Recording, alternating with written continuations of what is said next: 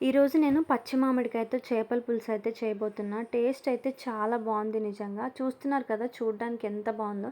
Taste కూడా అంతే బాగుంది అండ్ స్మెల్‌కే కడుపు నిండిపోయేలా ఉంది. నీట్‌గా క్లీన్ చేసుకున్న చేపల్లో ఒక 5 గరిటెలు ఆయిల్ వేసుకొని రుచికి సరిపోను ఉప్పు వేసుకోవాలి. నేను ఇక్కడ కల్లుప్పు వాడుతున్నా. అలాగే హాఫ్ స్పూన్ పసుపు, 5 స్పూన్లు కారం, సన్నగా తరిగిన మీడియం సైజ్ 4 ఉల్లిపాయలు, 10-15 ఇలా పొడువుగా కట్ చేసుకోవాలి పచ్చిమిర్చి, ఒక స్పూన్ అల్లం వెల్లుల్లి పేస్ట్ వేసుకొని ఈ చేప ముక్కలకి ఉప్పు కారం అంతా పట్టేలాగా ఒకసారి బాగా కలుపుకోవాలి. ఇప్పుడు ఇలా నానబెట్టిన చింతపండు పులుసు అంతా ఈ చేప ముక్కల్లో వేసేసుకోవాలి.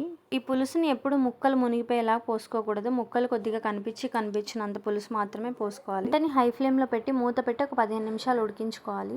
15 నిమిషాల తర్వాత మామిడికాయని మనకు నచ్చిన సైజులో కట్ చేసుకొని ముక్కలు వేసేసుకొని ఒకసారి అంతా కలిసేలాగా కదుపుకోవాలి గరిటె పెట్టకుండా. గ్రేవీ థిక్‌గా అయ్యి ఆయిల్ పైకొచ్చేంత వరకు ఉడికించుకోవాలి. ఆ తర్వాత కొత్తిమీర వేసేసుకుంటే మామిడికాయ చేపల పులుసు రెడీ. మీకు కూడా నచ్చిందా?